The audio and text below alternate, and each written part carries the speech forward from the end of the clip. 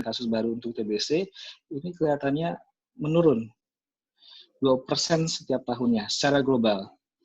Artinya kalau ada seperti ini, ada hal ini, ada hal yang kita bisa sampaikan ini adalah salah satu bentuk optimisme ya dalam tata kelola tuberkulosis.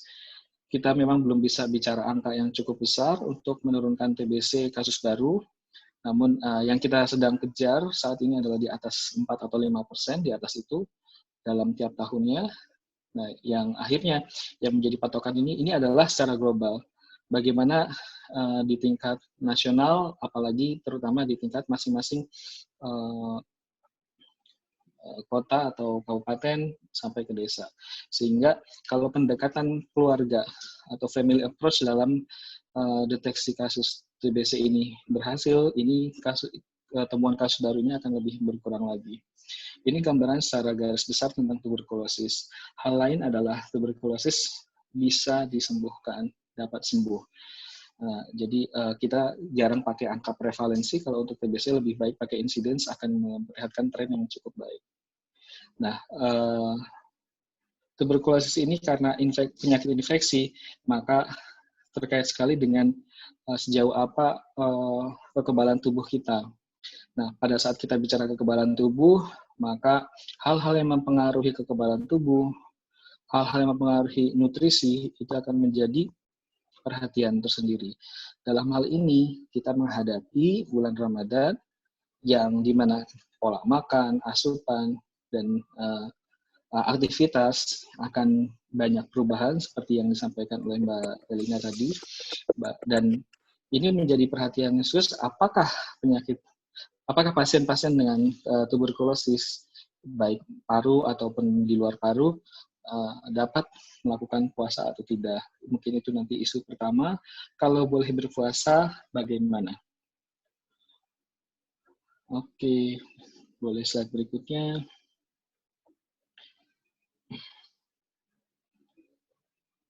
Nah, yang harus diperhatikan tuberkulosis pada saat puasa adalah kekebalan tubuh, di mana kita tahu kalau orang puasa, logika kita awalnya adalah asupan makan akan berkurang karena kita bicara rentang dari mulai maghrib sampai imsak. Nah, dari situ karena durasi makan yang berkurang, maka kita akan berpikir berarti jangan-jangan asupannya berkurang. Kalau asupan berkurang pada kondisi orang terinfeksi, dikhawatirkan kekebalan tubuh akan berkurang. Lalu bagaimana dengan pengobatannya? Apakah harus ada perubahan dosis atau ada pengelolaan tersendiri? Nah, ini kita lihat satu persatu tentang bagaimana sih kondisi tuberkulosis pada orang-orang yang berpuasa. Ini kita bicara tentang kekebalan tubuh dulu. Nah, ini yang saya tampilkan adalah orang-orang yang berpuasa di bulan Ramadan. Ini ternyata kalau kita lihat dari komponen-komponen dalam tubuh yang menyebabkan perubahan kondisi imun atau perubahan kondisi kekebalan tubuh, itu ternyata banyak yang berubah ya. Ada yang berubah, ada yang tidak, tapi sebagian besar banyak. Ini kalau sengaja saya tampilkan ini, nanti saya coba sampaikan yang terkait dengan kekebalan tubuh. TNF, alfa, interleukin 6, interleukin IL, interleukin 1, ini adalah perangkat-perangkat sel dalam tubuh yang akan muncul apabila ada peradangan. Infeksi tuberkulosis adalah penyakit infeksi. Penyakit infeksi itu akan memicu proses peradangan. Karena infeksinya ini adalah bersifat kronik atau lama, menahun atau lebih, nah itu maka akan didapatkan TNF alfa, interleukin, dan ini kita sebutnya sebagai sitokin. Sitokinnya ini akan meningkat. Nah, ternyata pada orang-orang yang berpuasa itu justru kondisi peradangannya akan turun. Nah, walaupun dia neutrofil ini adalah bagian dari sel darah putih yang ikut terlibat dalam kekebalan tubuh. Namun ternyata dengan puasa ini nggak ada perubahan tuh. Jadi tidak ada dampak oh kalau puasa ternyata neutrofilnya akan turun, berarti nanti kekebalan akan turun. Ternyata dari penelitian ini tidak ada perubahan pada aktivitas sel darah putih, salah satu dari sel darah putih. Ini CRP CXCL1 ini adalah juga gambaran dari penanda radang. Ya. Ini masih sama penanda radang, dan ini aktivitas untuk melawan radang juga tidak ada, sama kayak sel darah putih, tidak ada perubahan, artinya tidak menurunkan. Tapi memang terkesan seperti tidak ada meningkatkan. Tapi kalau kita lihat dengan TNF alpha yang turun, interleukin 1 ini turun, ini meningkatkan, ada kondisi yang meningkatkan kekebalan tubuh. Ditambah lagi, ternyata pada orang-orang berpuasa di bulan Ramadan, aktivitas makrofag. Makrofag itu adalah salah satu struktur sel di tubuh kita yang tugasnya itu makani musuh. Musuh dalam tubuh itu bisa virus, bisa bakteri, bisa jamur. Ya. Nah, ternyata aktivitas si makrofagnya ini meningkat. Nah, dan ada beberapa komponen-komponen kekebalan tubuh lain. Ini yang kalau kita lihat maka membuat resultan atau ujung-ujungnya ada efek yang menguntungkan, terutama pada kondisi-kondisi yang ada infeksi Mycobacterium tuberculosis. Ya, yang bisa disampaikan terjadi peningkatan kekebalan tubuh justru pada saat orang-orang dengan tuberkulosis yang menjalankan puasa. Ini kita bicara secara umum, tidak bicara pada beberapa kasus. Nanti ada beberapa hal yang apa sih yang harus diperhatikan, atau bahkan ada kondisi yang diupayakan malah untuk ditunda puasanya. Oke, boleh lanjut. Slide.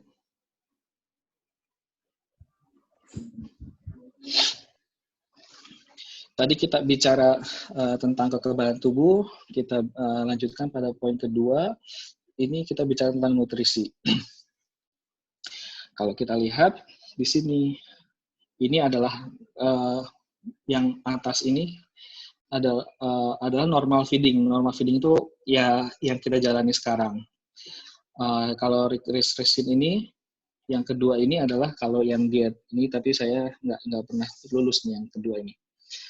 Nah, fasting intermittent ini salah satu yang dikembangkan dulu, ada istilah window, ya, istilah window. Jadi kapan kita, ini juga biasanya ada beberapa yang orang yang melakukan diet dengan cara intermittent fasting. Ya. Jadi ada jam-jam tertentu tidak makan. Ini adalah yang akan kita lihat pada kondisi bulan Ramadan. Dan ini puasa pati geni ya. Prolong fasting dan starvation ini salah satunya adalah puasa pati geni. Kalau yang normal feeding, bahkan bisa ada ini dari jam 6 pagi ada sarapan, jam 9 ada cemilan, jam 12 siang ada makan siang, jam 3 ada cemilan, jam 6 ini pas maghrib ini ada kalau ini kita orang bule ya biasanya dinernya itu kan jam 6. Kalau kita dinernya jam berapa? 8, 9 atau 10. Belum kalau ada berkat ya. Itu bisa lebih malam lagi. Kemudian ini ada kalau yang ada snack malam ya, makan ringan malam jam 9 malam. Kemudian jam 12 kadang-kadang yang masih lapar atau udah pas dapat berkat, itu jam di atas jam 10 kita suka makan ya. Nah, terus nanti ada fase kosong. Ini gambaran normal feeding secara umum. Kemudian pada beberapa yang diet, ini lihat ada waktu-waktu tertentu yang lebih panjang. Sebenarnya pada prinsipnya pada pengaturan diet adalah memanjangkan masa tanpa makanan, waktu tanpa makanan. Misalkan ini pada restriksi kalori, ini diet yang masih awal atau yang pada umumnya dilakukan, ini selesai dari jam 6 itu tidak makan. Ini juga biasanya dipakai oleh pasien-pasien misalkan dengan diabetes mellitus, ini salah satu yang disarankan juga kalau mampu. Nah, kemudian ada lagi intermittent fasting, mereka hanya makan pada satu window nih, dari jam 9 sampai jam 3 sore. Setelah itu sebelum dan setelahnya tidak makan.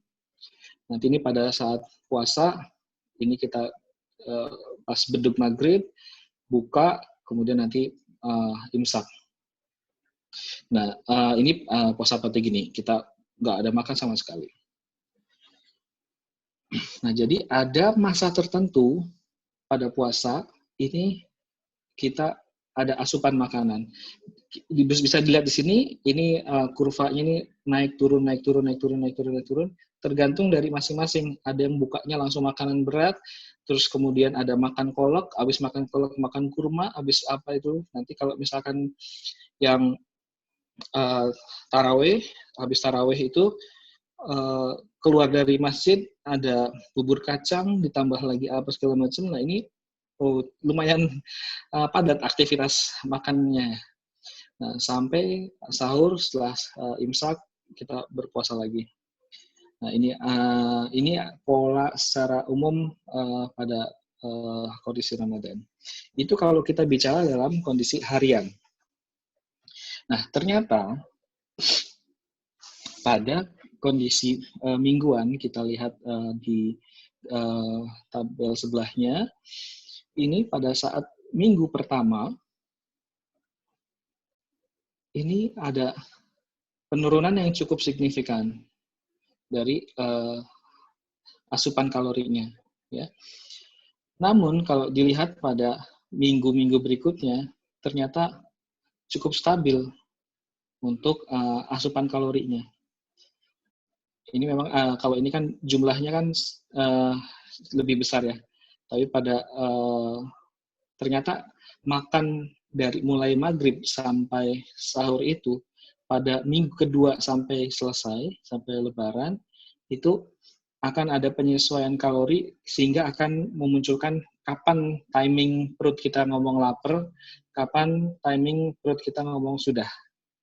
Artinya apa? Kebutuhan kalori akan di-set dengan sendirinya, terutama mulai minggu kedua. Jadi minggu pertama, hari pertama sampai ke-7 itu masih minggu penyesuaian. Itulah kenapa mungkin pas untuk beberapa masyarakat umum itu pada saat minggu pertama itu proses yang sering lapar melihat apa namanya air embun di gelas itu, aduh begitu menggoda ya. Kalau lagi lapar jam 1 siang. Nah, maka yang harus diperhatikan dalam hal nutrisi tadi, optimalisasi kecukupan nutrisi. Ini kita bicara jenis, jumlah, jadwal. Jenis kita ada karbohidrat 20-30%, lemak 15-20%, protein 15-20 atau 25%. Nah, terutama pada kondisi tuberkulosis khususnya, kita bicara tentang protein. Kenapa ini protein yang menjadi utama?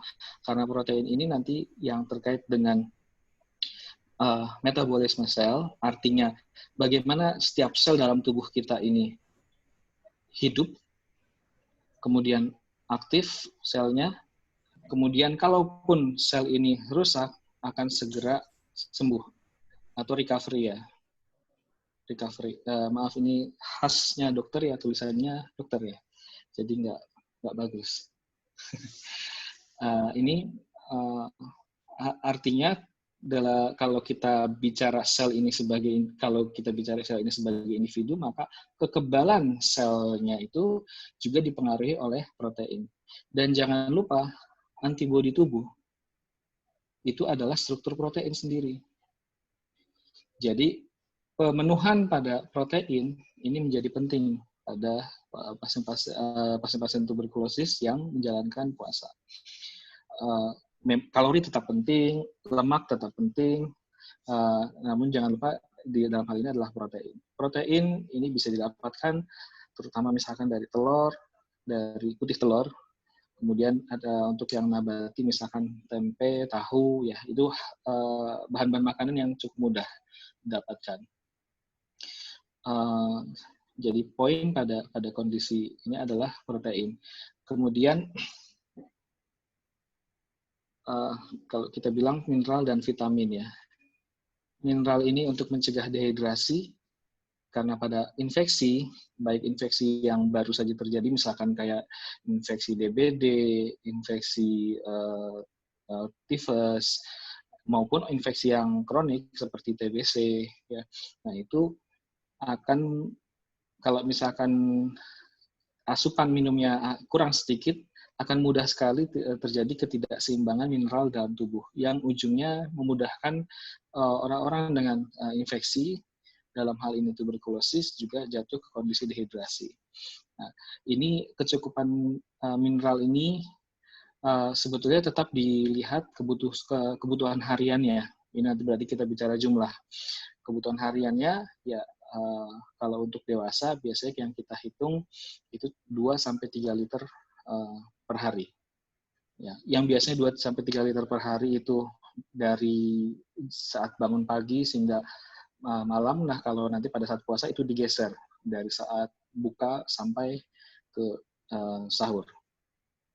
Penjadwalan itu biasanya nanti disesuaikan dan dengan ke masing-masing orang dan ke kemampuan seseorang.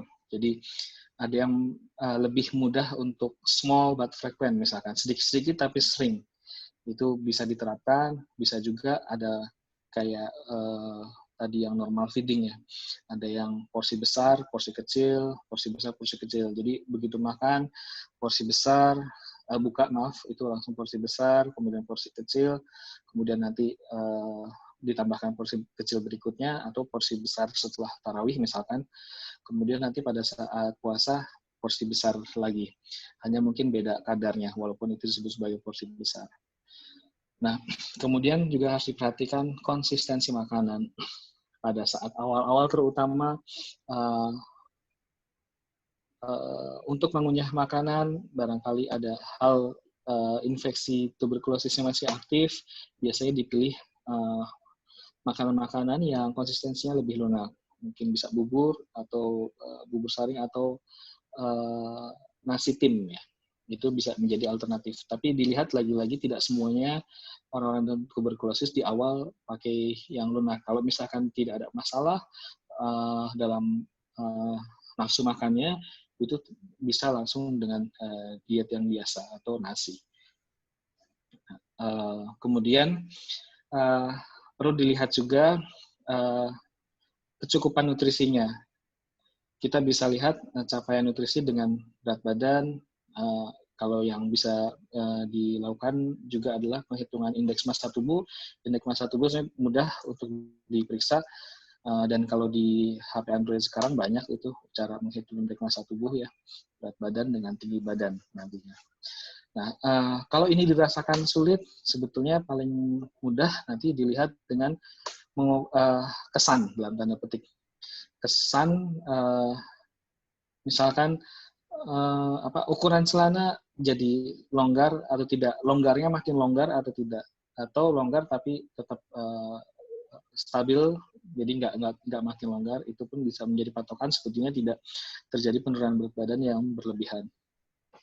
Yang masih di toleransi penurunan berat badan, terutama dalam kurun waktu 1 bulan, itu adalah 2-3 kg. Dalam konteks ini bukan diet ya, tapi maksudnya dalam konteks berpuasa. Oke, slide berikutnya.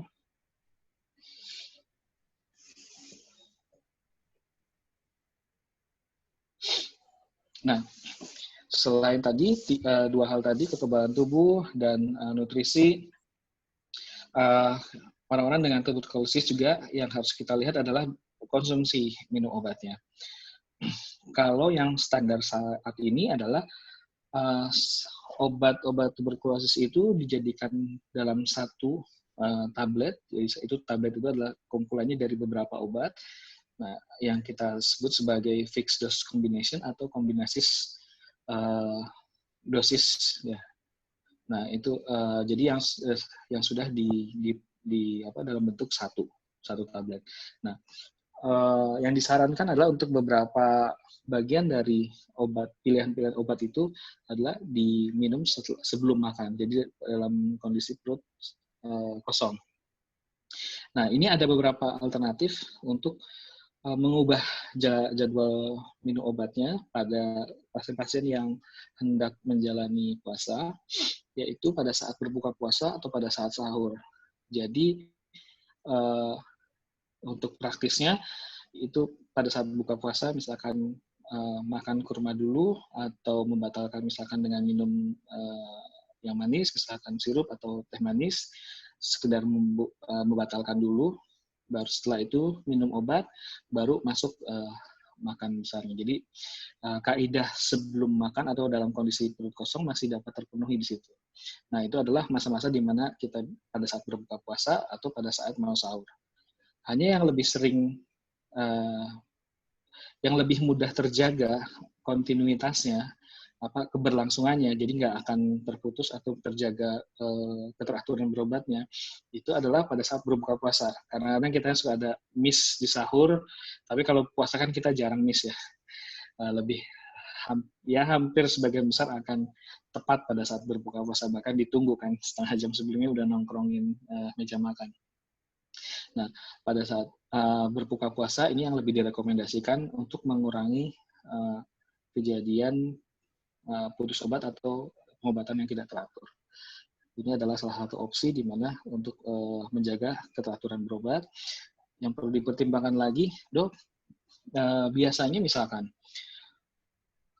ini katakanlah hari Jumat ya puasa. Nah, hari Kamis itu dia biasanya minum di pagi hari. Nah, berarti kalau misalkan hari Jumat, dia akan delay. Misalkan kita ini pakai minum obat yang tiap hari. Karena ada yang tiap 2 atau 3 hari. Nah, ini kalau sebetulnya dalam metabolisme obat untuk yang OAT ini, obat anti tuberkulosis, itu ada namanya rentang waktu ya. Jadi waktu paruh dari obat.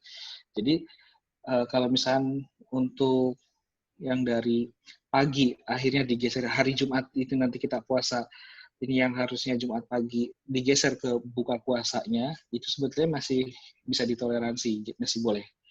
Yang nggak boleh ya misalkan untuk ke Sabtunya, nah itu yang agak kelamaan, atau di sahur Sabtu.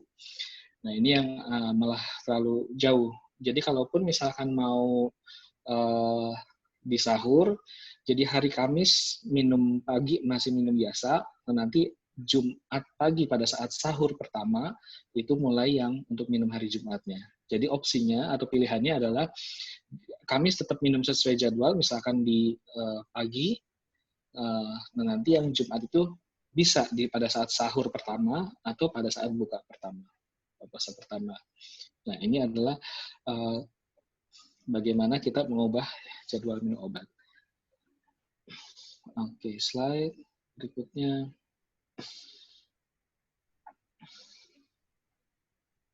Nah, tadi hal-hal yang harus diperhatikan, tapi ada juga hal-hal yang harus dikonsultasikan ke layanan kesehatan, ke tenaga kesehatan sebelum menjalani puasa. Apakah orang tersebut yang mengalami tuberkulosis ini boleh menjalankan puasa atau boleh tapi dengan perhatian khusus atau malah tidak boleh. Nah, pada kondisi-kondisi apa? Nah, ini ada beberapa hal yang dapat menjadikan pertimbangan. Misalkan pada kondisi kaheksia. Kaheksia itu pada kondisi yang sangat kurus sekali ya. Nah, ini pada kondisi yang seperti ini kemungkinan besar bahkan itu harusnya kondisinya dirawat gitu ya, harusnya dilakukan perawatan. Jadi kemungkinan besar tidak akan disarankan untuk atau diperbolehkan untuk puasa. Atau terdapat penurunan berat badan yang signifikan yang tadi, jadi lebih dari 10% dari berat badan. Nah itu kalau sudah terjadi penurunan berat badan yang cukup bermakna, itu kita tidak sarankan untuk berpuasa. Kemudian adanya penyakit kronik penyerta. Penyakit kronik itu adalah penyakit yang lama ya, yang sudah lama. Kayak misalkan diabetes, darah tinggi, penyakit ginjal kronik.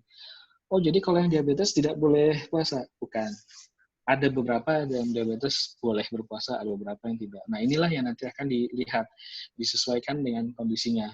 karena masing-masing dengan diagnosis yang sama, dengan kondisi yang sama, dengan penyakit yang sama, belum tentu mempunyai kondisi yang sama, baik dari status kontrolnya, misalnya kalau untuk diabetes atau darah tinggi, status gulanya terkontrolnya seperti apa, masing-masing orang akan beda.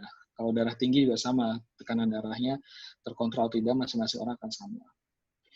Nah, itu jadi kalau misalnya ada penyakit kronik, maka ini harus dikonsultasikan dulu, apakah bisa atau tidak. Lalu bagaimana dengan pengaturan minum obatnya, pengaturan dietnya, dan seterusnya. Kemudian yang berikutnya adalah usia lanjut, lebih dari 60 tahun. Kenapa usia lanjut ini menjadi perhatian? Satu, pada usia lanjut, kita bicara penyakit infeksi, maka sebetulnya pada usia lanjut sudah terjadi proses degeneratif ya, proses penurunan fungsi pada fungsi kekebalan tubuhnya. Satu itu. Yang kedua, metabolisme tubuhnya. Jadi pada yang dewasa muda, itu misalkan bisa ya dikasih makan, kasar kata misalkan dikasih makan 1 piring, dengan jumlah yang sama, dengan usia yang lanjut lebih dari 60 tahun ini dikasih makan 1 piring dengan jumlah yang sama juga, itu belum tentu reaksinya akan sama. Nah, ini ada beberapa hal yang menjadi pertimbangan. Nah, pada usia lanjut juga ini akan dipertimbangkan apakah kondisinya aman atau tidak. Nah, itu yang akan dilihat. Ada yang bisa, ada yang tidak. Nah, kemudian apabila pasien tersebut tidak ada pendamping, nah, karena ini nanti ada beberapa hal, kalau misalkan tadi tidak ada pendamping, tapi dia tidak bisa mengontrol adanya penurunan berat badan, kalau apalagi ada penyakit kronik, apalagi pada usia lanjut, ditambah tidak ada pendamping, ini akan sangat berisiko. Sehingga kalau misalkan ada beberapa hal ini, baiknya dikonsultasikan dulu ke tenaga kesehatan, sehingga nanti dilakukan beberapa penyesuaian dan dinilai apakah aman untuk menjalankan puasa atau tidak. Slide berikutnya. Ya, jadi seperti kita tahu, TBC merupakan masalah kesehatan secara global, namun ini kita harus tahu juga bahwa TBC bisa disembuhkan.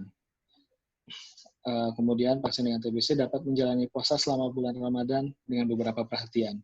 Dan beberapa hal juga yang harus dikonsultasikan terlebih dahulu pada saat merencanakan untuk berpuasa.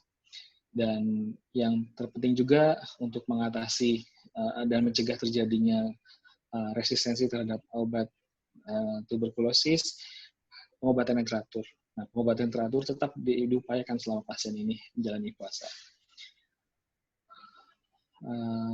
Kelihatannya cukup sekian. Slide-nya ada lagi nggak ya? Ya. Slide Okay. terakhir. Nah, terima kasih. Ya, terima kasih.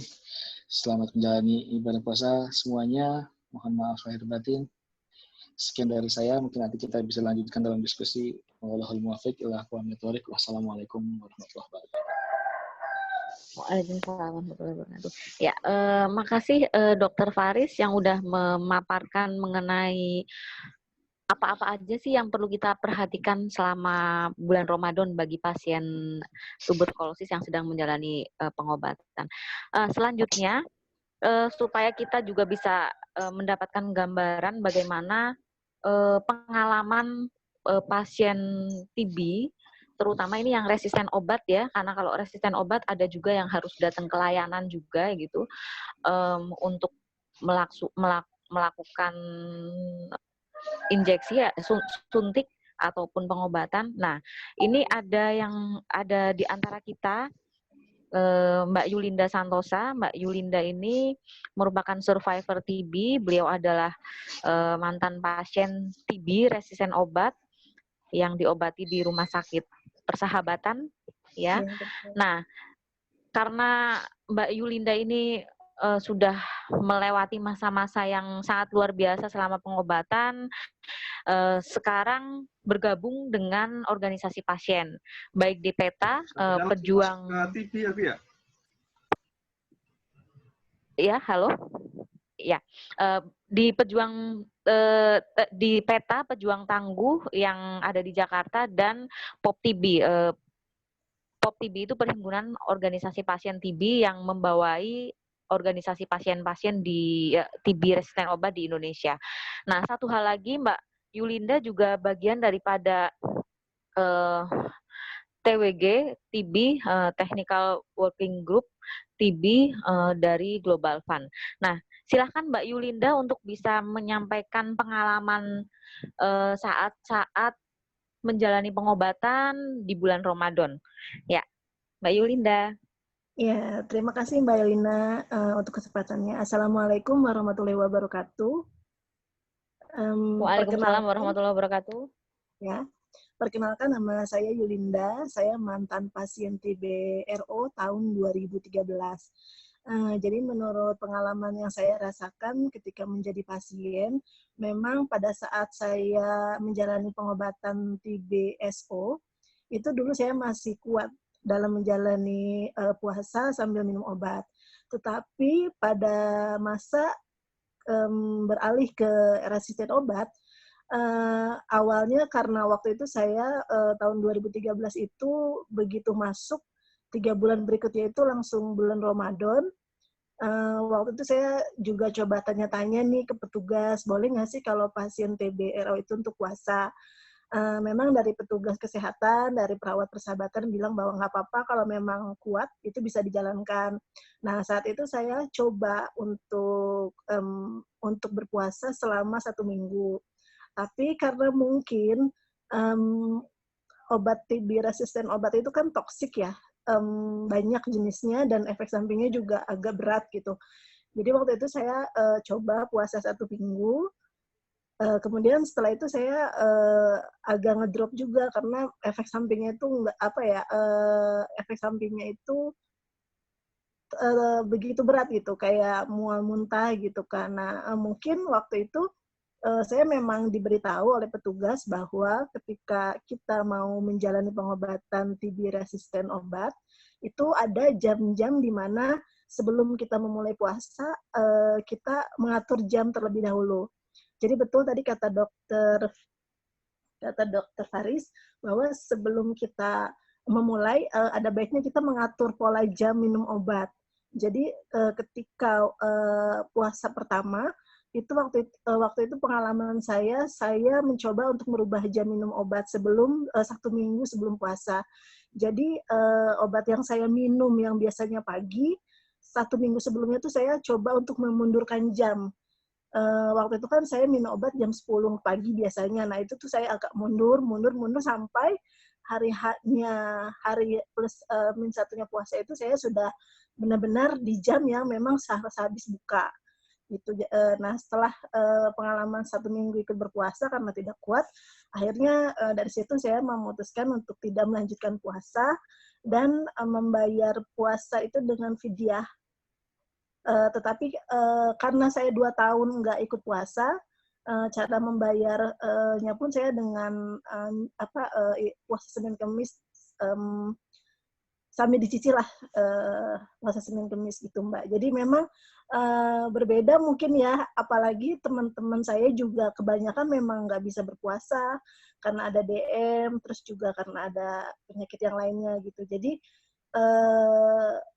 menurut pengalaman saya, kalau memang kuat silahkan berpuasa, tetapi kalau memang tidak kuat, itu tidak apa-apa sih menurut saya untuk tidak melanjutkan gitu. Karena kan dalam Islam pun ada rukhsah gitu, kayak ada keringanan dalam pengobatan TB. Seperti itu Mbak El.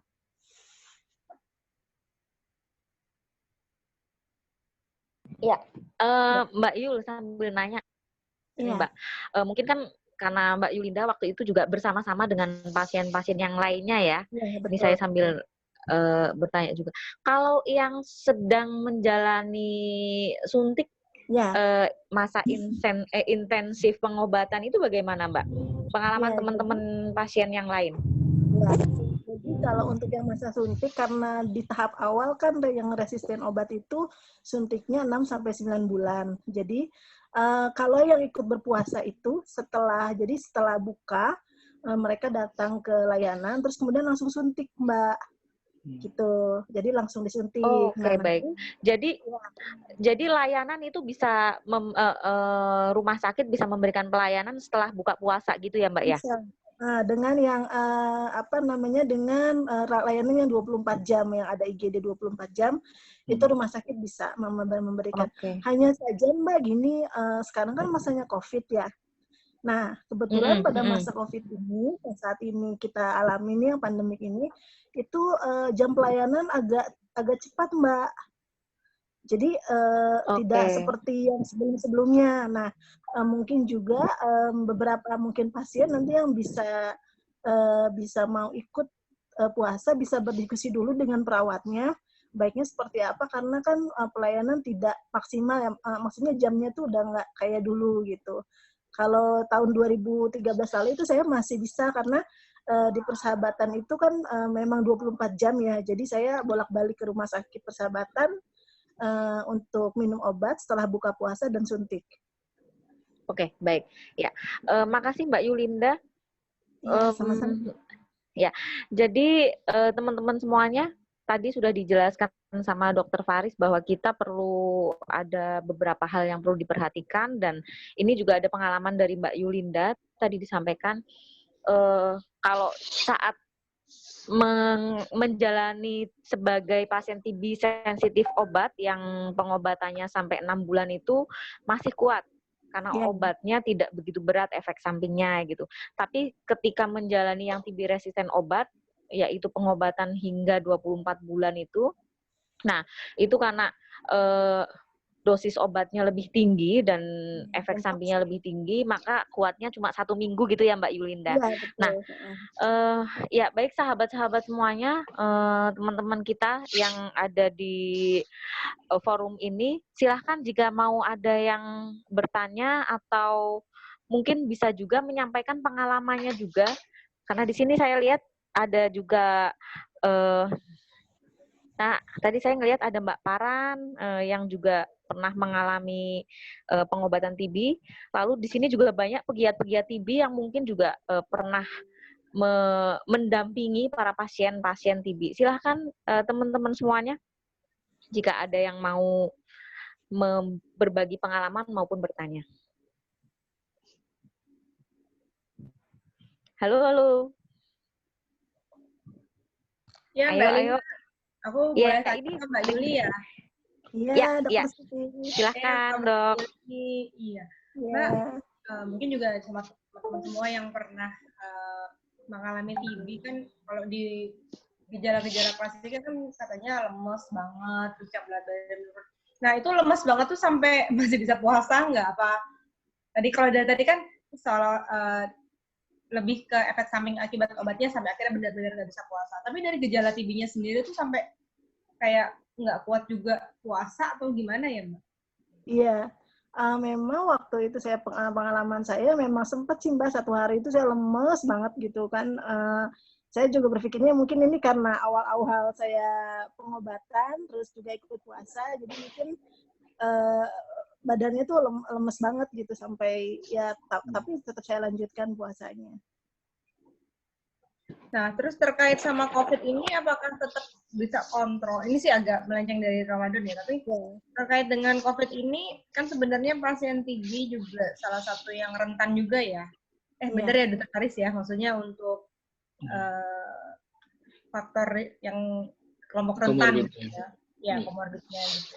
Nah, masih harus datang ke puskesmas untuk atau ke layanan kesehatan lainnya, atau bisa diwakili sih kalau sekarang gitu dengan kondisi yang seperti sekarang?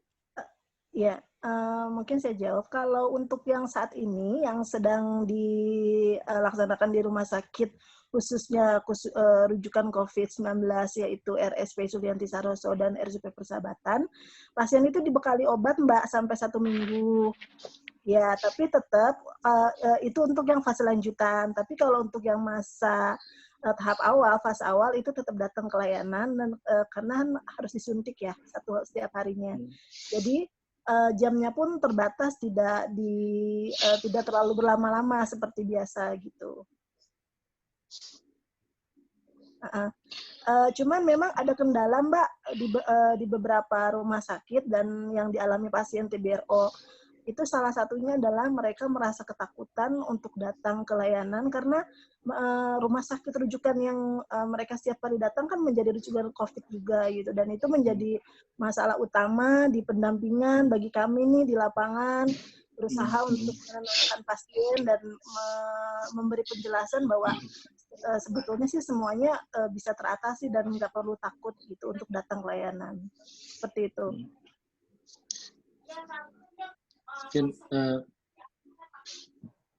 Mungkin, jadi untuk Ramadan kali ini ada 2 tantangan ya. Satu, tantangan bulan puasanya.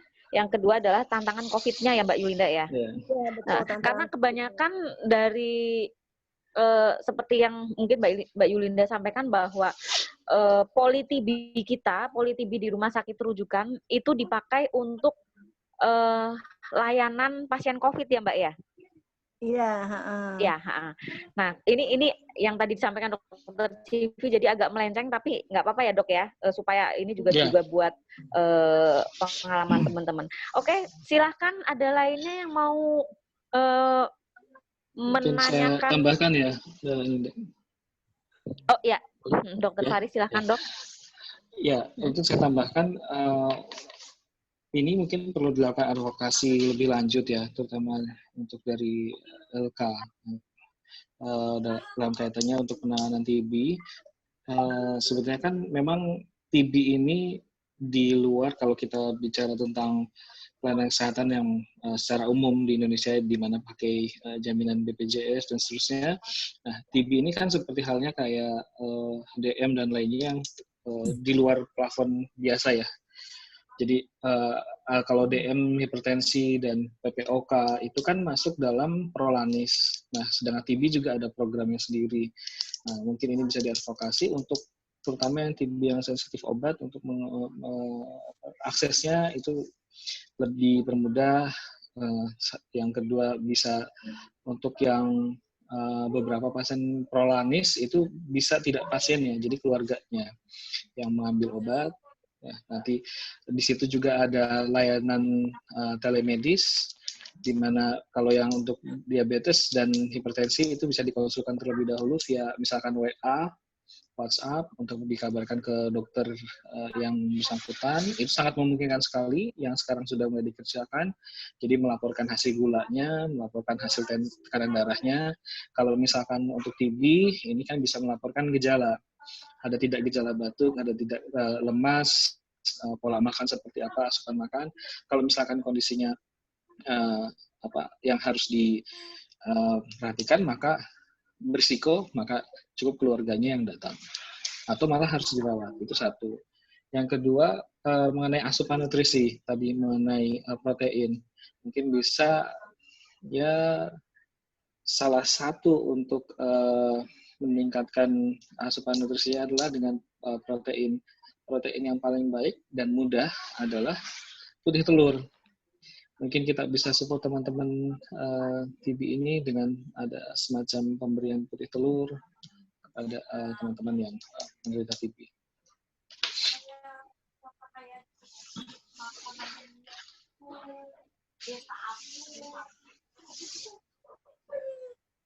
Silakan. Ya, ada lainnya yang mau bertanya?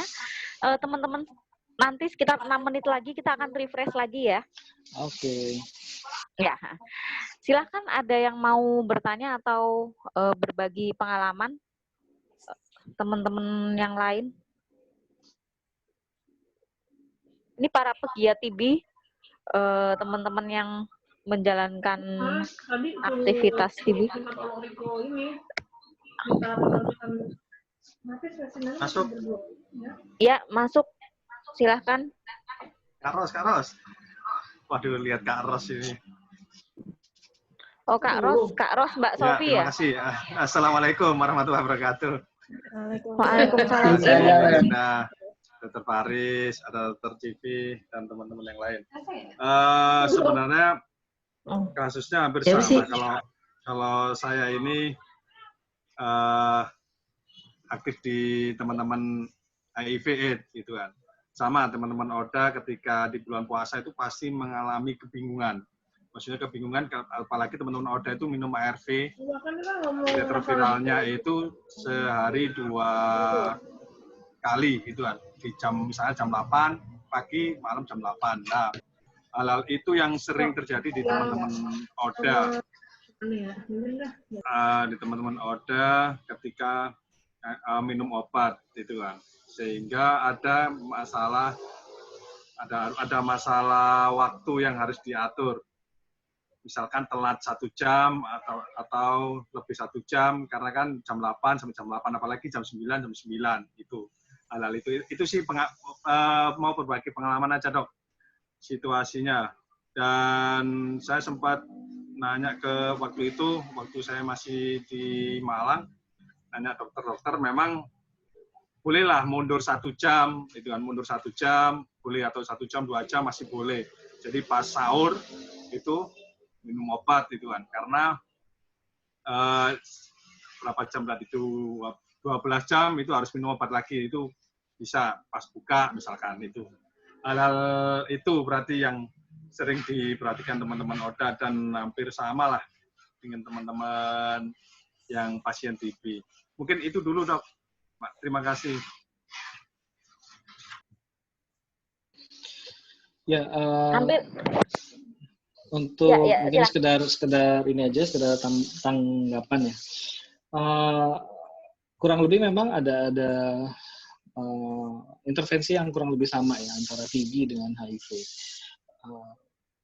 Mungkin kalau hanya yang berbeda pada saat kita bicara untuk HIV pada persiapan untuk berpuasa, itu sebaiknya malah ini idealnya itu dari 3 bulan sebelum bulan puasa itu dinilai dulu kondisi terkontrolnya.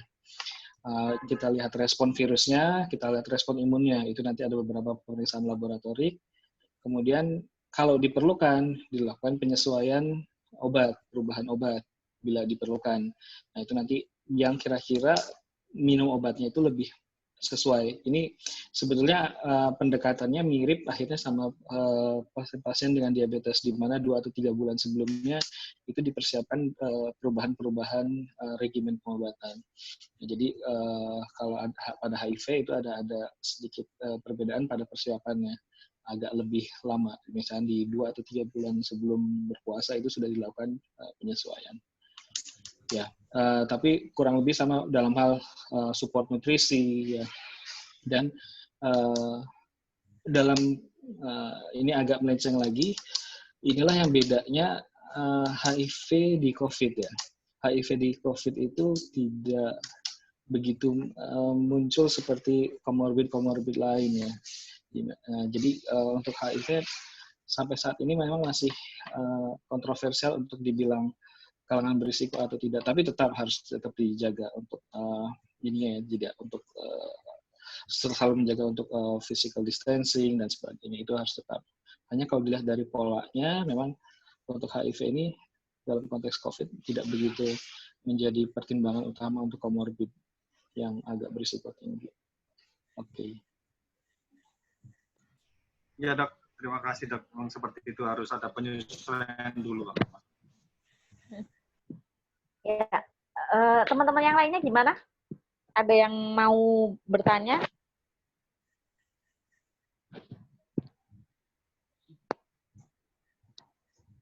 Aku mau nanya nggak ya? Ada Dokter Maki nih. Dokter Maki. Oh, iya. Saya mau nanya. Ini Dokter Maki itu narasumber ya, Dokter Maki. Saya mau nanya, boleh? Saya mau nanya ke Dokter Maki. Dokter Maki nggak itu usah lah, nggak usah. Dokter Maki itu nggak berbagi boleh cerita. Ya nggak usah nanya, aku aja yang nanya. Ini sangat Dokter diskriminatif Maki sekali ya. Dokter Faris. Ini Dokter Maki ini emang nggak boleh nanya sampai langsung ini kan. Hadir. Ya, memang nggak usah nanya Dokter Maki itu. Dokter Maki nggak boleh menanya, hukumnya wajibnya itu berbagi pengalaman tentang pertibian kalau Dokter Maki. Bukan nanya. Masuk. Ya. Enggak, saya mau nanya sama Dokter Faris itu. Ya, Gue mungkin udah nama tahu Ipin bertanya ini kemana mungkin ini. masih bertanya ke Ipin. Khusus dokter Maki nggak boleh nanya di sini. Asik. Itu di mute aja. Khusus Dokter Maki di mute aja Hah? itu, tolong di mute aja. Oleh moderator tolong di mute. Ini ada yang mau nanya, Mbak Ani. Ani ya? Ani mau nanya ya? Tadi kayaknya melambai-lambai.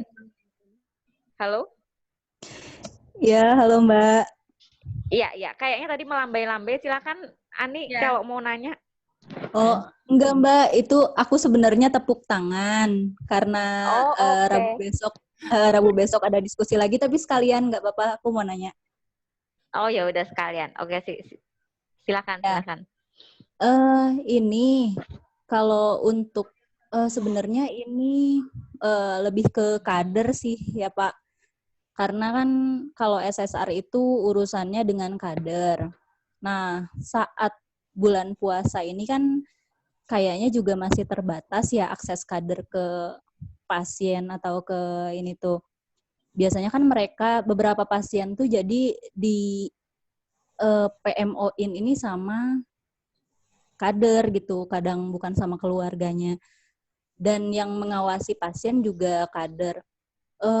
Saya mau minta tipsnya supaya lebih efektif bagaimana cara kader itu kerja ke lapangan, mengingatkan ke maksudnya apa saja poin-poin yang harus di checklist gitu. Checklist apa saja yang harus dipunyai oleh kader selama bulan puasa saat mengawasi atau mengingatkan pasien saat nanti bulan puasa. Ditambah lagi kan keadaannya kayaknya bulan puasa itu masih ini ya dalam pengawasan COVID ini gitu loh Pak. Kayak gitu. Mungkin Ya, pertanyaannya baik, bisa dipahami ya. Ya. Ya, Dokter Faris sama ini juga ada Dokter Maki juga yang mungkin juga pengalaman zaman dulunya itu. Itu tadi saya tuh mau bilang loh. Ini ada Dokter Maki yang menangani TB sebelumnya di tingkat komunitas dan sekarang ketua Satgas NU Peduli untuk COVID. Jadi Wah, ini katanya pas banget nih. pertanyaan ini untuk Dokter Maki. Ya nggak Dokter Sivi? Iya. Itu Tapi tadi pertanyaannya teknis program apa ya, Mbak? Mungkin Ya, mungkin nanti Dokter Maki bisa tambahkan. Kalau misalkan item-item apa yang akan dinilai di kader di saat pandemi dan puasa ini bukan double attack juga ya. Satu tadi nutrisi.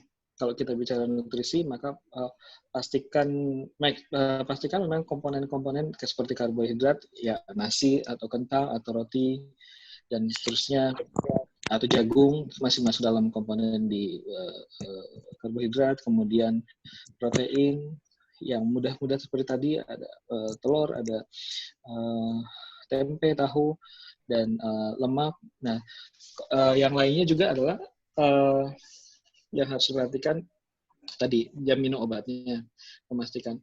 Hanya konsep pandemi ini memang diupayakan untuk dikurangi tatap muka ya. Jadi mungkin disarankan melalui proses daring via WA atau telepon sekedar memastikan semua itu terdokumentasi dengan baik dan dijalankan dengan baik. Kalau mengenai checklist sebenarnya lebih ke arah satu memastikan nutrisi, yang kedua muncul keluhan baik terkait dengan TB-nya maupun dengan kecukupan nutrisi seperti lemas, kalau misalkan nutrisi belum terpenuhi, kemudian dari aktivitas capaiannya. Jadi aktivitas hariannya apakah ada penurunan atau tidak. Jadi aktivitas harian ya bisa jadi hanya sebatas kalau work from home atau stay at home kondisi sekarang, ya apakah dalam aktivitas harian yang biasanya tidak ada keluhan, sekarang ada keluhan. Misalkan di rumah biasanya ada sampai jam 12 itu nggak ada keluhan lemas, nggak ada keluhan lemah lesu, tiba-tiba sekarang muncul ada keluhan-keluhan tersebut, baru jam 10 sudah ada keluhan, jadi mudah lemas, mudah letih lesu. Nah itu harus ada pertimbangan lain, sepertinya ada apakah terkait dengan kecukupan nutrisinya atau dengan aktivitas penyakit tuberkulosisnya. Mungkin itu dari saya. Nah ini selanjutnya Dokter Maki ini. Ya Dok, Dokter Maki, unmute Dok. Silahkan, Dok. Itu maskernya aja udah NU banget tuh, Dok. Ya. Saya mau nanya ke Dr. Faris. Jawab dulu itu. Dijawab dulu. Itu jauh-jauh dari KBB ikut loh, Dok, dari Bandung Barat ikut di sini. Ya, Apa pertanyaannya apa? Aduh, pertanyaannya bagaimana pendamping atau PMO yang non keluarga, yang bukan keluarga itu membuat list-list selama puasa dan pandemi ini, dan bagaimana caranya? Makanan ya? Kok makanan sih? Apa sih? List makanan, Dok? Ini ya, list apa aja yang harus dievaluasi oleh si PMO atau pendampingnya yang bukan keluarga. Terus nggak ada yang komen gitu dari semua orang. Sebetulnya saya mau nanya, jadi ditanya, atau mungkin ini aja sih, apa namanya, sharing.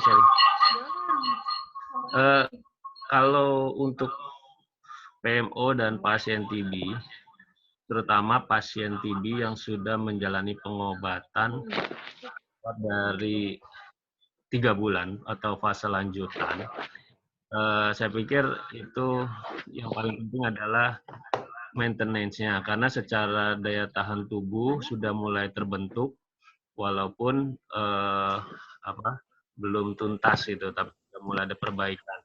Kecuali yang masih dalam fase lanjutan. 2 fase ini menjadi patokan terkait dengan bagaimana respon pasien TB saat puasa ini. Karena ketika fase lanjutan itu efek samping obat masih terasa kuat dan masih masih mempunyai efek samping yang besar dibanding setelah fase lanjutan, walaupun ada beberapa pasien yang fase lanjutan masih mempunyai efek samping. Jadi pendekatannya itu masih berbeda. Namun secara umum puasa itu tidak menurunkan sama sekali kesehatan. Kita tinggal bagaimana mengatur ritme fisiologis tubuh kita, baik dari pola aktivitas dan makanan, diputarkan nanti ya. Jadi bukan malah makin memperberat, malah justru makin menyehatkan dengan cara yang lebih efektif atau efisien. Semisalnya di kebiasaan kita, di budaya kita ini, beberapa masyarakat selalu berbuka melebihi kalori apa yang dia butuhkan gitu kan. Jadi kadang pengalaman saya dan mungkin Dr. Faris juga, biasanya bulan puasa harusnya turun berat badan, malah semakin naik berat badan. Ini juga perlu kita pertimbangkan, apalagi di tengah lockdown atau pembatasan sosial berskala besar ini, aktivitas fisik kita itu sangat berkurang drastis. Dalam hal ini, PMO baik juga dengan pasiennya harus membuat list, terutama aktivitas sederhana yang dia harus tetap membakar kalorinya dia, dan juga membatasi masukan saat berbuka. Saat berbuka puasa memang memakan dengan yang manis-manis, cuman pemahaman kata manis ini kita perlu jabarkan. Biasanya kalau saat buka kan makannya kolak. Kolak itu kalau di-convert ke kalori aja sudah ada gula, terus gula merah, terus apa sih? Saya belum pernah bikin kolak. Ya pokoknya itulah, gulanya banyak, terus juga tambah lagi gorengan saja, tambah lagi kerupuk saja sudah hampir sekitar 700 kalori gitu kan, ditambah kerupuk, gorengan, tambah kolak, itu belum makan nasi plus lauk-lauknya. Artinya sekali buka puasa saja sudah sampai hampir 1.500 sampai 2.000 kalori gitu kan. Jadi itu yang perlu ditekankan, karena bukan malah meningkatkan daya tahan tubuh, malah makin memperberat daya tahan tubuh, karena mekanisme metabolisme kita langsung digenjot setelah buka puasa yang akhirnya menyebabkan aliran darah fokus bekerja di pencernaan sehingga kita malah ngantuk dan malas beraktivitas. Nah, itu jadi menjadi catatan, terutama kalau untuk masalah minum obat, tadi Dr. Faris sudah ceritakan panjang lebar dan lain-lain. Jadi, kita mulai dari yang sederhana saja, bagaimana makan dan minum sesuai dengan kebutuhan. Itu saja.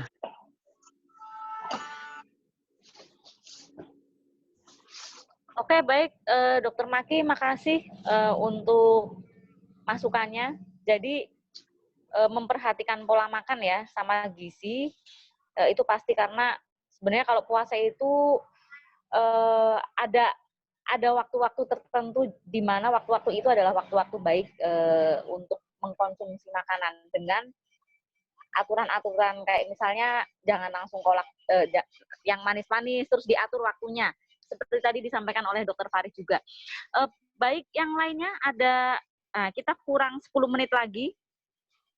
Ada yang mau bertanya atau berbagi pengalaman? Di sini ada, Ya, Mas Ulum mungkin tadi udah cerita. boleh Mbak, Gimana? mau nanya. Oh, ini Adit ya? Ya, silahkan Ya. Dit. Mbak Adit. Yulinda, Adit ini perkenalan. dari LKNU DKI, Dok.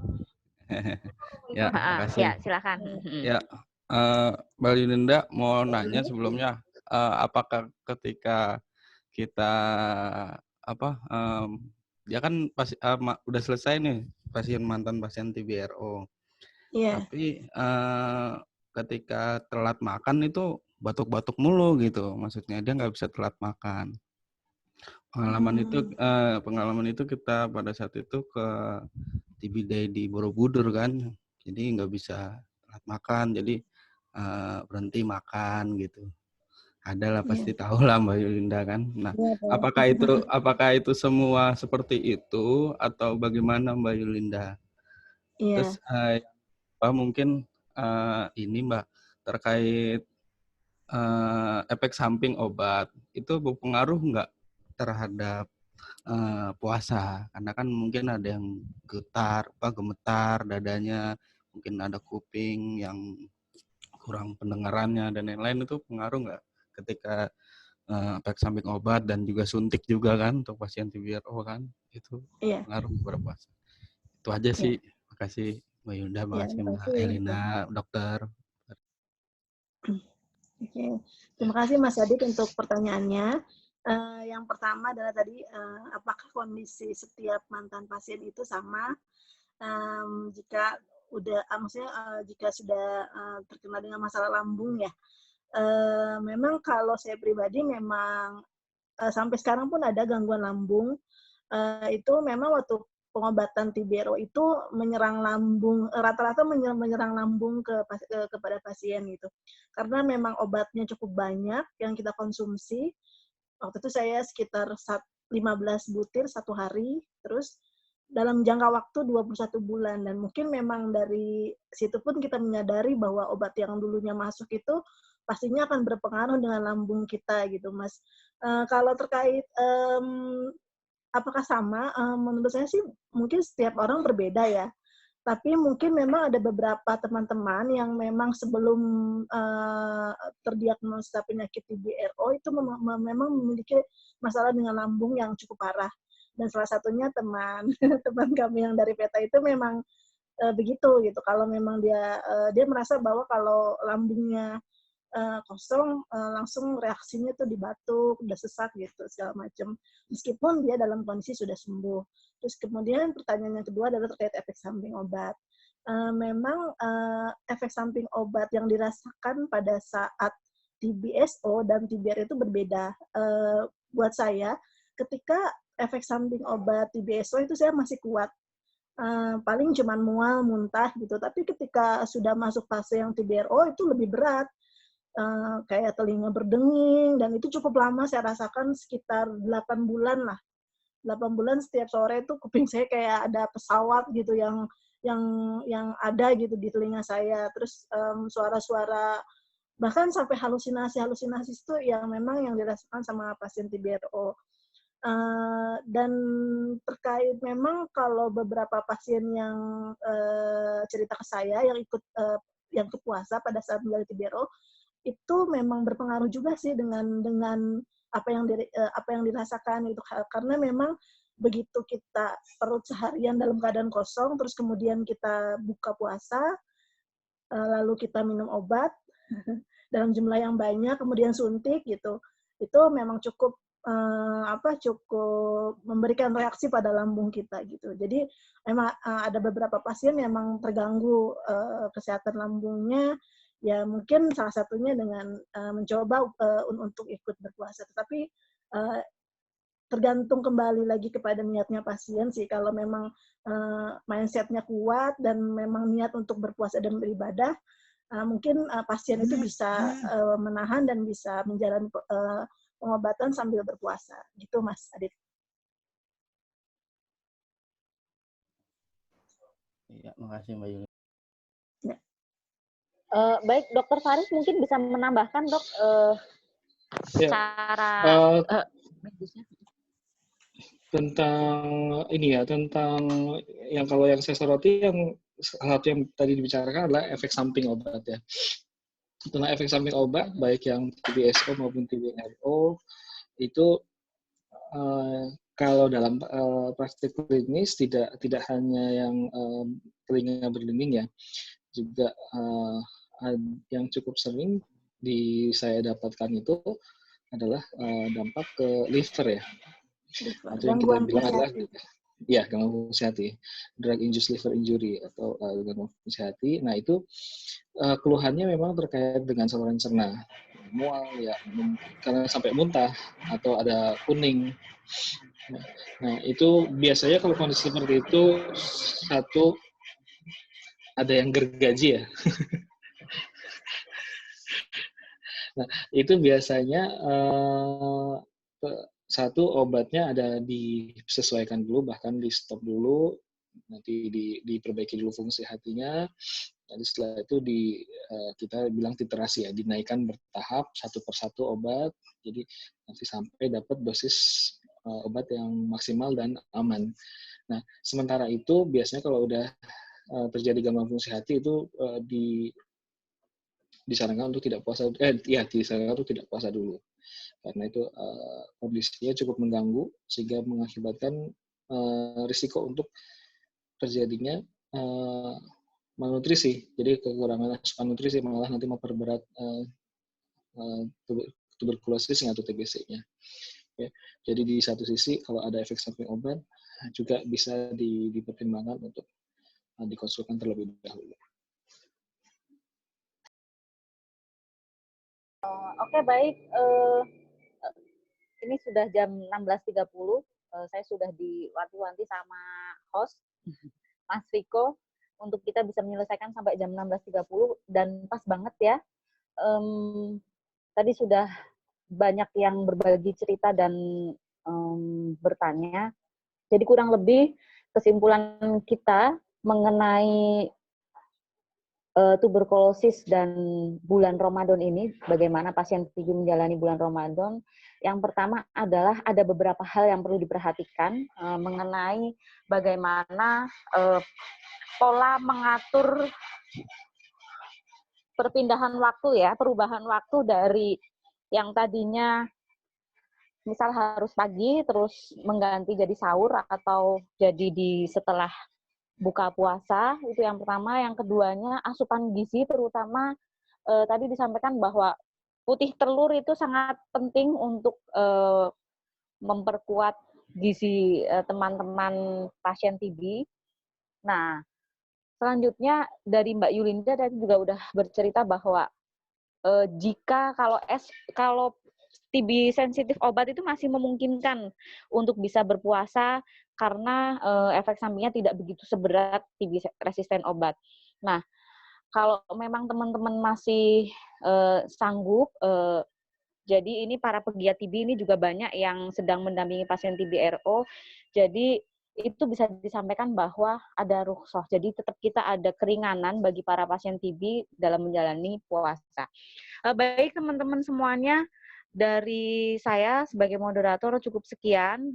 Terima kasih atas partisipasi teman-teman semuanya. Terima kasih Dr. Faris, Mbak Sama-sama. Yulinda sebagai narasumber, dan tadi ada Dr. Civi, Dr. Maki yang sudah juga berpartisipasi, dan teman-teman semuanya pengurus LKNU, segenap pengurus LKNU di LKNU Pusat, LKNU daerah di beberapa PC dan ada di PW juga, dan teman-teman pegiat TB. Dari saya cukup sekian. Wallahul muwaffiq ila aqwamit thoriq. Wassalamualaikum warahmatullahi wabarakatuh.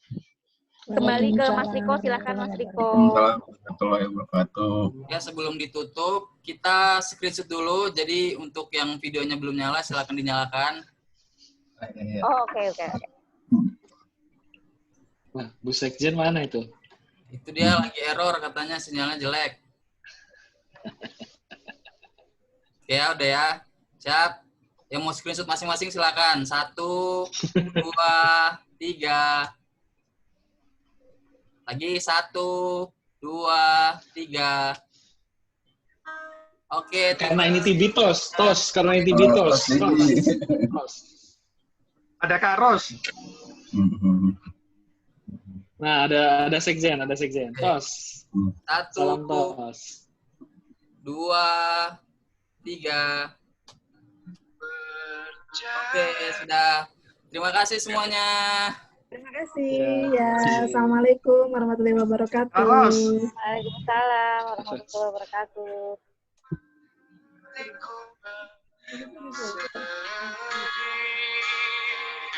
Ini bareng sama itu, Mariko.